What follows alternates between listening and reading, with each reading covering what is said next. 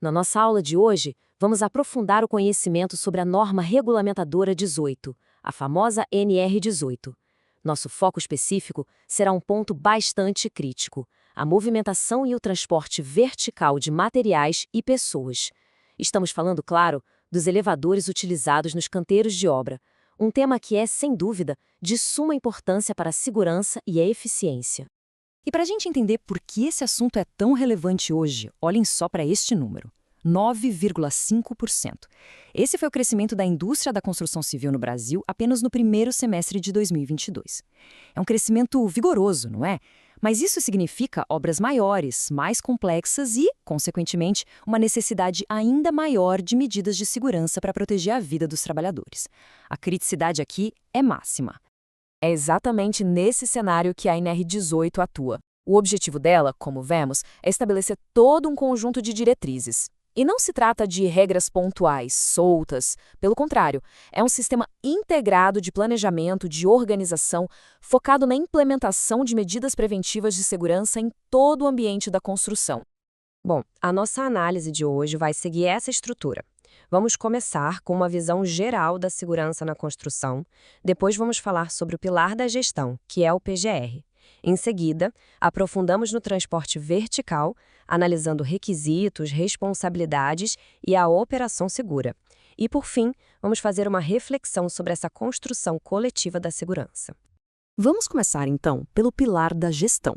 Uma das mudanças mais fundamentais da nova NR18 foi, sem dúvida, a transição do antigo PCMAT para o Programa de Gerenciamento de Riscos, o PGR.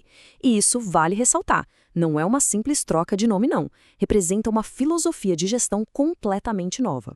E as diferenças entre os dois programas deixam bem clara essa evolução. Antes, o PCMAT era uma exigência apenas para obras com 20 ou mais trabalhadores. O PGR, agora, é obrigatório para todos os canteiros, sem exceção. Além disso, a abordagem mudou. O foco saiu das condições do meio ambiente de trabalho e passou para um gerenciamento muito mais amplo, de todos os riscos ocupacionais, com uma estrutura mais flexível, mais proativa. Certo, mas e quem é o responsável pelo PGR? Bom, a elaboração do documento é uma atribuição técnica. Precisa ser feita por um profissional legalmente habilitado em segurança do trabalho.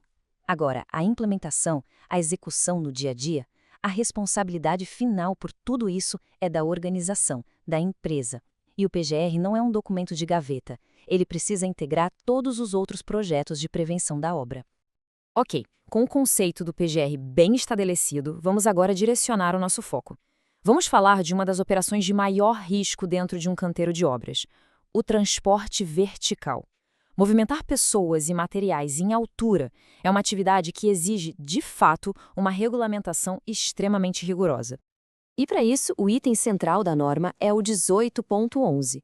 A aplicação dele é bem abrangente, cobre todo o ciclo de vida do equipamento, ou seja, desde a instalação, passando pela montagem, operação, testes, manutenção, até os reparos. A ideia é garantir que todas essas fases sigam um protocolo de segurança bem definido. Agora, vamos entrar nos detalhes dos requisitos e, o que é crucial, das responsabilidades. A norma é muito clara ao definir o papel de cada um dos envolvidos, desde quem fabrica o equipamento até quem o opera no dia a dia. É uma verdadeira cadeia de responsabilidades. Observem como essa divisão é bem definida. O fabricante, ou o locador, por exemplo, precisa ter registro no seu conselho de classe. O profissional legalmente habilitado é quem faz a parte de engenharia, ou seja, dimensiona os equipamentos e elabora os projetos. Já o profissional capacitado é quem executa, quem põe a mão na massa, na instalação e na manutenção. E lá na ponta, no dia a dia, está o operador do elevador, com a responsabilidade diária de inspecionar e operar a máquina com segurança. Cada um tem um papel vital. Entrando um pouco mais na parte técnica, a torre do elevador tem requisitos bem rigorosos. Por exemplo, a distância entre a cabine e o prédio não pode passar de 20 centímetros para evitar quedas. A base da torre tem que ser toda fechada, com no mínimo 2 metros de altura para ninguém entrar na zona de risco. E um ponto fundamental, as cancelas de acesso precisam ter 1,80 metros de altura e um dispositivo de intertravamento, que só deixa a porta abrir se a cabine estiver ali, no pavimento. Da mesma forma, a rampa de acesso ao elevador não é uma estrutura qualquer. Ela também precisa ser dimensionada por um profissional habilitado. Tem que ser construída com material resistente, piso antiderrapante e, claro, ter guarda-corpo e rodapé.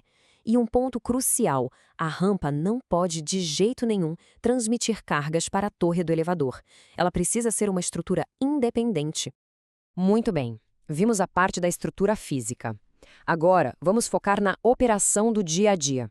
Porque ter um equipamento em conformidade com a norma é só metade do caminho. A outra metade depende de protocolos operacionais seguros e de saber exatamente o que é proibido fazer.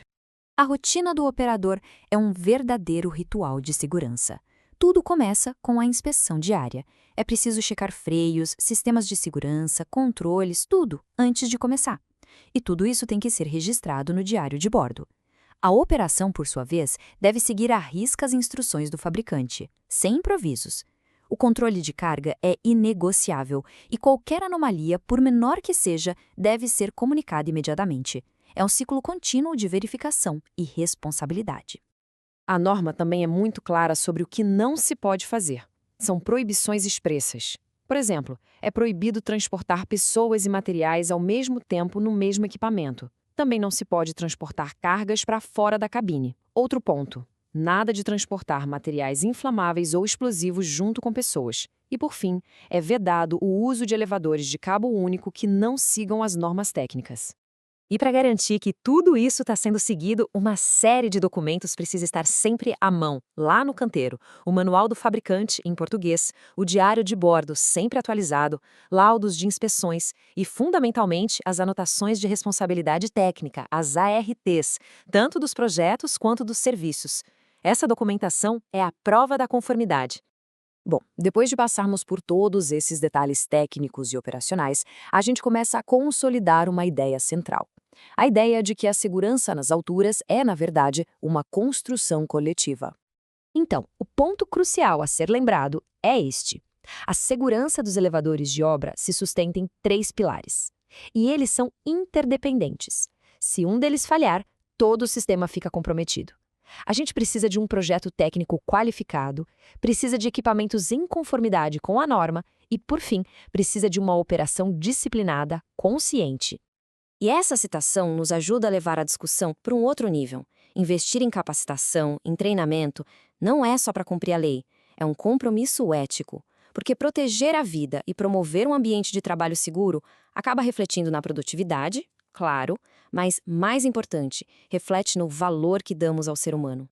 E para encerrar, fica aqui uma questão para reflexão. A segurança em uma obra, ela é garantida só pela norma que está no papel? Ou pela empresa que implementa os sistemas?